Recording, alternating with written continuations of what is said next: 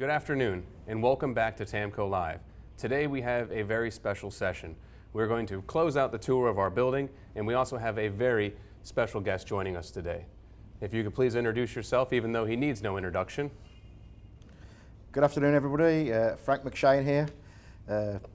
Wow, what a great day to be involved with Tamco Live, and obviously to be involved with the building itself. And just reflecting back on the moment, you know, it's 30 years this summer with the company, and the journey has been one hell of a journey for me and my family, along with my colleagues here in Port St. Lucie. So, yeah, I'm looking forward to these questions, Jordan. Yeah. Let's get to it. Well, we'll start off on to set the stage early.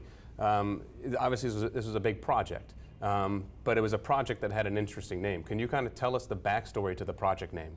The consultants were looking for some name to disguise the project when we were talking to local communities and cities around the country, when we were looking for a potential site, more so here in Port St. Lucie as well.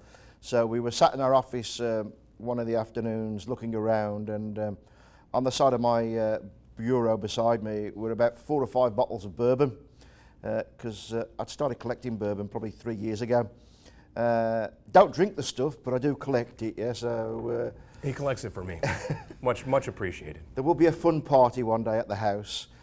So really that's where it came from. It was just a couple of bottles of bourbon sitting on the bureau beside me in the office, and I thought, okay, that's a good code name. So yeah, interesting that the planning phase, how that all comes together and gets you really to the next phase, which is, you know, you've got this plan, now you need to put this plan into action. And that was really breaking ground, you know, starting to move the earth, doing that civil work, converting an orange grove into a building site, and kind of walk us through how that went. The groundwork was obviously critical in the process, because obviously without the ground being prepared correctly, obviously you couldn't raise a building up. And the orange grove was a big problem for us. It created a lot of headaches. The soil composition wasn't right for us to be able to compact. So that meant we had to go out and dig some earth, and we did that by creating a 15-acre lake just around the corner, and we created another 4-acre lake on site here at the project itself. And that gave us enough earth to raise the building up 4 feet above ground level. Not only did we have to dig those lakes for the whole site in its entirety, but we had to raise 9 acres, 4 feet. Converting that from just a field to the construction site, to ultimately a prepared site for a building to go on, was great. And during that, in amongst that, we had the groundbreaking. Yes. Yeah. And you know, the groundbreaking was great because really the community came together. Thomas came and visited with other, you know, senior management. You know, how did you feel the groundbreaking connected with the community as well as the team here at Tamco? I think what got most of that moment in time was, well, we're about to change. We're about to change who we are, how we function, and what we do as a company. Yeah, so the groundbreaking was a very exciting time for us.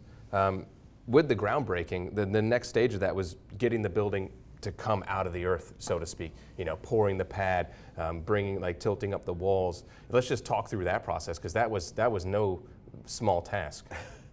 I think that was the most exciting part of the process.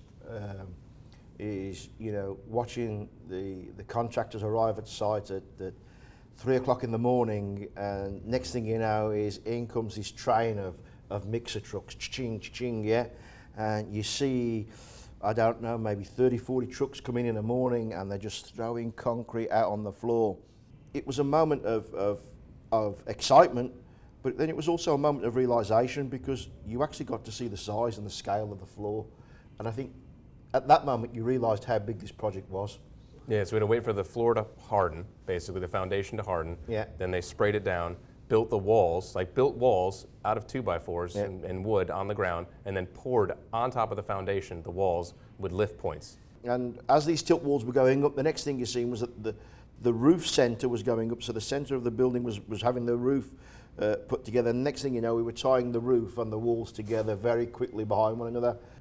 You know, and it's like, is this going to be physically strong enough to withstand the next few years of living in it, and hurricanes, knowing that there's only 6 inches of concrete holding that floor together and holding that tilt wall up to stop it falling back down. Yeah. Crazy, really. Yeah, the seeing the pad getting poured and the wall starting to go up was definitely exciting. Then, to your point, the dry-in phase, you know, all the busy work starts to happen inside the building, really bringing the structure to life. You know, what did that look like in the process? Chaos, I think, was the honest answer. I mean, we had at some point during July, we had over 230 contractors on site working. Also during this stage, what was now happening was that some of the team were starting to come to site as well, because they were now getting involved with supplying the light fixtures, getting involved with, I need air lines here, I need to make sure that's working there. So, you know, a lot of things going on. The phase of the structure starting to come together, from my point of view, was really like that was when all the planning we had done was now on us. Right, up to this point, it was really on the builders, right? Yeah. It was, okay, you got to get the building up, you got to get it out of the earth. Now it's like, okay, is the racking going to fit? So we were running a building finish timeline as well as running a move timeline together, like literally in parallel with each other. So let's talk about the move and the scale of the move. Wow. For Tamco. When you think during this process of moving the building, we moved over 14,000 pallets of material. That was almost 10 trucks a day for 2 weeks solid just to move one building. Looking back on it now and talking about it to you at this moment in time, it's like, wow, we did all that. So the grand opening was a great moment in time that we really captured all of the work that had been done up to this point. If you just want to take us through the day of the grand opening. And I think in reality we kept it fairly short, fairly sweet. It was an afternoon event. We came in, we had people arrive early to do some tours. We then went into the full grand opening element of standing on a stage and saying thank you to everybody and thank you to our team again for all their hard work in the process. And then finally, obviously, once that was all done, we did some more tours and we had a celebratory meal in the evening, waiting for dusk to come on to then show the light show at the end of how we could actually change the colour and the whole ambience and the facade of the building during the course of the evening. So yeah, the grand opening was an amazing event for us. You know, we were joined by all the VPs in the company, as well as senior management, and Thomas Mackey joined us as well, which is an interesting point because we're actually going to have Thomas Mackey join us now on Tamco Live. Thomas, how are you doing? I'm doing good. Thanks for asking. Thomas, thanks again for joining us today. We appreciate your time. We know it's hard to come by during these uncertain times. So actually on that point, how has COVID-19 actually impacted your normal working day? Well, I think it's probably best described from the fact that I'm doing this call from the bathroom/closet as I'm on listening duty right now for our youngest who just turned 1, as my wife's outside with the 2 bigger boys. So you know, it's been so many changes. I mean, I don't think that there's ever been a time in my working life and maybe not even in my life where I haven't gotten on a plane for this length of time. I haven't traveled for this length of time. I've always been a generally casual dresser, but that's gotten even more so. And my hair is out of control. And Jordan, I don't have your at-home grooming services, so I've resorted to the baseball cap instead.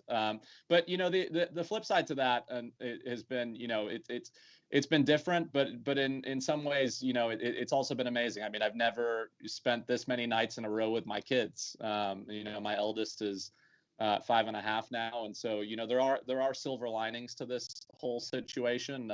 You know, I obviously yearn in so many ways to go back to normal life, to be able to travel around, to be able to, you know, be with our, you know, colleagues around the country and around the world. But it does come with some silver linings for sure. And from a business perspective, you know, as challenging as this has been, and it's obviously been, you know, different depending on the role that you have within the organization, right? I mean, people in the branches and you all at Tamco have had to be in the facility every day, while other people have had to work remotely. And for some people that's a plus, and for other people it's a negative, right? You know, some people just yearn to be back in the office. but I've been amazed at just how strong the team has been, how good the communication has been, and in some ways, how we're operating more efficiently in so many ways in such an inefficient time, right? And that's been really great to see. Thank you for that, Thomas. I do have a question for you, if that's okay to put in. Obviously, we're going through some very difficult and unique times at the present, and obviously COVID-19 has got us all thinking differently about a business. But obviously, we've made a big commitment as an organisation to this building in Port St. Lucie, how we're surviving. So the real question for you today is, where do you see the future of Tamco? Yeah, I mean, so the building obviously was many years in the making. I mean, we started that project, I don't know, but probably 4 years or maybe even 5 years ago now. And it was all about creating a platform that could take Tamco into the future. And because what we were finding is our infrastructure was starting to become problematic and starting to hold us back. And we'd achieved so much, within the Tamco business, and under your leadership, Frank, and then the joint leadership of you both. It's just been amazing what's happened over the last 15 years. But as we think forward to the next 15 and 20 years, the setup that we had just wasn't going to allow us to get there. And since moving into the building, obviously, we hadn't been there long when obviously, life got turned upside down by the current pandemic. But you could already see those amazing efficiencies, right? I mean, we got to have all of our inventory and production in the same building. We're not having to take things on tractor trailer from one facility to the other. We have our team all under one roof. Obviously, we have satellite facilities, in Canada and Charlotte and Dallas. So it's not the whole team, but the majority of the Tamco team now lives under one facility. And that's enhancing communication. It's enhancing collaboration. And it's obviously still early days, right? So we also have, been going through the bumps of, change, right? And new environments and new processes. And we certainly aren't getting all of those things right day one, and you wouldn't expect it. But I think this environment really creates a platform for us to be successful, and also to be a much bigger business, a much more efficient business. Certainly exciting times ahead for Tamco. Over the years, we've done a lot of investment, thank you to yourself, in Tamco and positioning us for the future. But what does this mean ultimately for CES? Yeah, so from a city point of view, it means that Tamco is going to be able to expand its offering. It's going to be able to enhance its product lines. It's going to be able to carry a better depth of inventory. It's going to enable, over time, branches to place a single purchase order with Tamco. There's obviously ways that can already be enabled through the system, but our goal is to make that even more seamless, even more efficient as time goes on.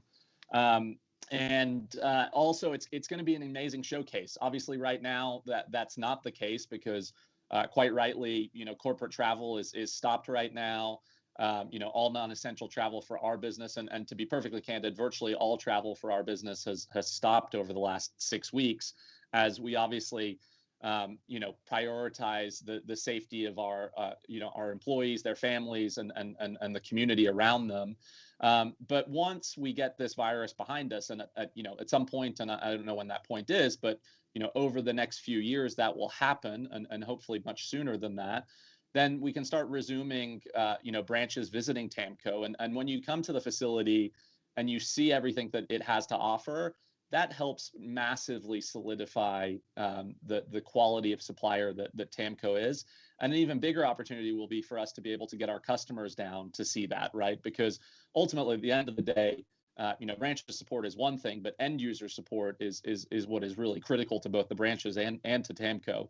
And from the customers that we have got into the facility pre-COVID, the response has been incredible, right? I mean, from the quality of the testing control facilities that we have, the production and assembly facilities, our tool shop where we're actually making our own tools and dies, the efficiency of the warehouse, which is only going to increase as we continue to enhance our systems and get ourselves fully online. I think it will just give the confidence to branch teams and to cut their end user customers that Tamco is a good and reliable source of product, good quality product, a lot of which is made in the USA with local supply chain. And so it's really going to be exciting to be able to showcase that.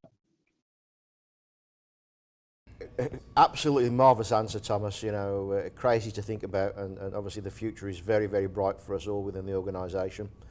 And I think from certainly where I'm sitting, I hope other people feel the same way. You know, we were all looking forward to the conference this year in June, and obviously with the conference closed down and not visibly out seeing people, meeting people, do you have any words of wisdom now that you'd like to share with us all, or any thoughts that we haven't already mentioned in the last few questions that you might want to share with the rest of the Tamco and CES family? Over to you.